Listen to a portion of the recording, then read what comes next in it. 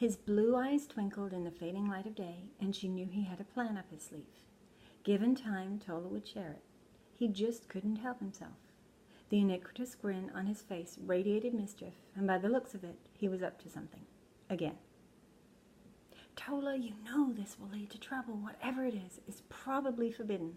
Why do you do this? Do you enjoy the teaching? You mean beatings? And are you talking to me or the proverbial post? You really are a mouse, Bee. Do you know that? You're afraid of everything.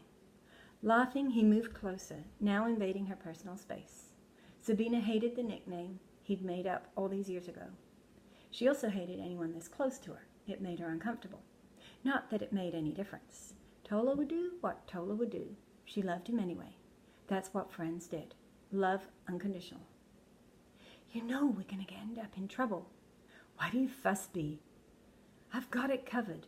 The twinkle in his eyes belayed the calm in his voice. I seem to remember hearing that before. Many times. And it never ends well. For me. She couldn't help smiling at her friend's passion. They'll never find out. Not if you don't tell. And anyway, I need your help, he said, in a nonchalant, offhand way that seemed to offend everyone but her. Sabina was never quite sure if it was because they were true best friends or because nobody else was foolish enough to be part of his escapades. Still, it did her heart good to know that he trusted her enough to share his ideas.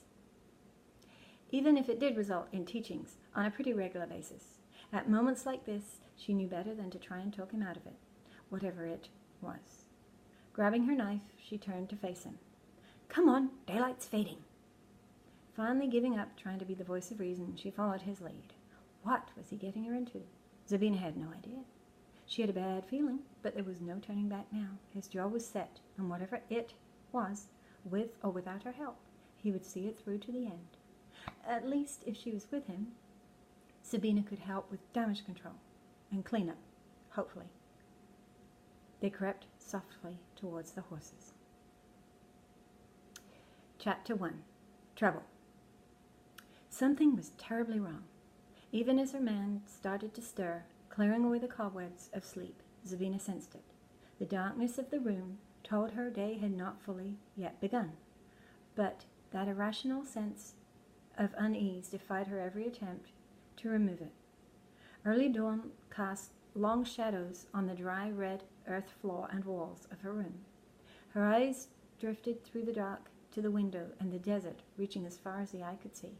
In every direction, stark landscape seemed to fill the horizon with ominous foreboding, shifting shapes that brought fear, though she knew not why. The stone huts of the settlement town were crude but effective, if a little chilly in the winter and stifling in the summer. Zabina was thankful to be a village dweller and not a desert nomad. Life in the settlement definitely had its advantages.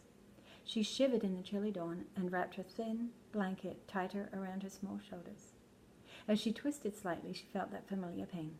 Back, still smarting from the beating she'd received, it took her mind back to a week ago, another of Tola's wild schemes.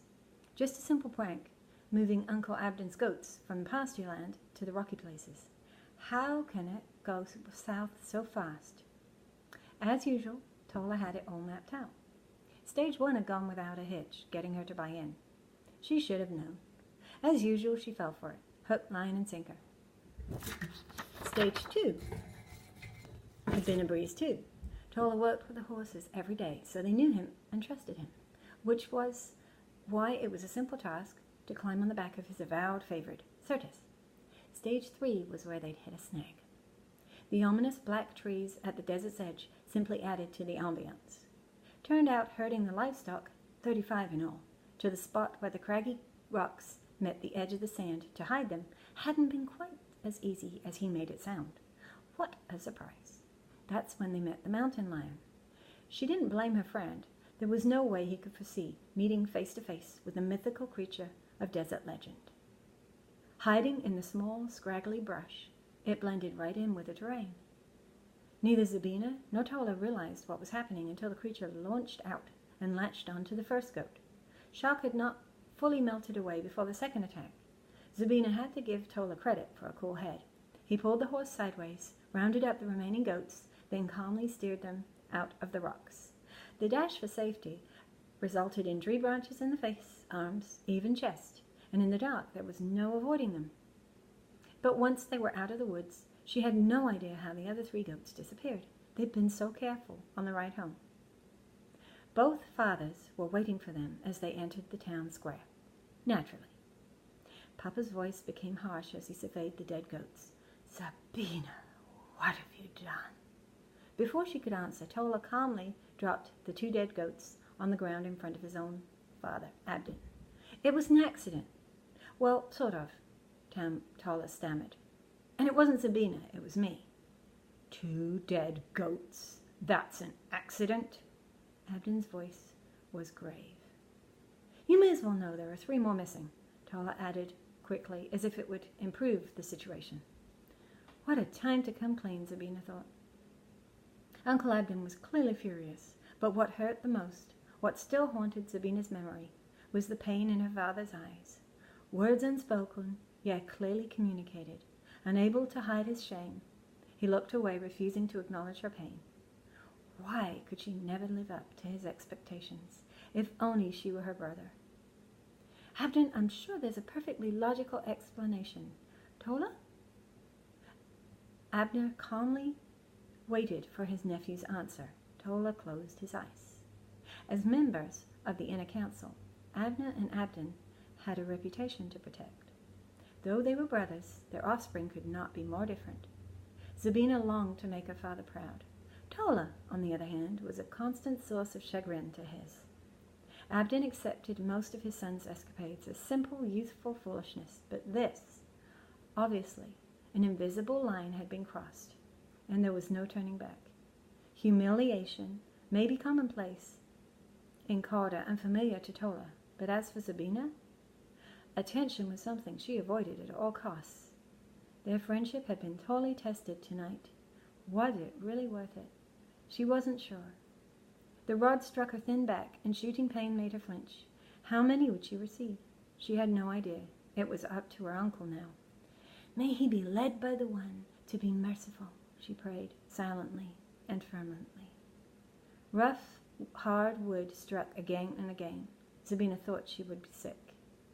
Who would have known one spontaneous choice would lead to such torture? She accepted the teaching from her uncle without complaint. Tola, on the other hand, was still trying to talk his way out of it. And now, I would like to show you something I have been working on. And every week, I plan to add something to the story. So, here is the background. Right now, it is just a tree. But hopefully, there will be more as we add to the story. I plan to add some details. See you next week.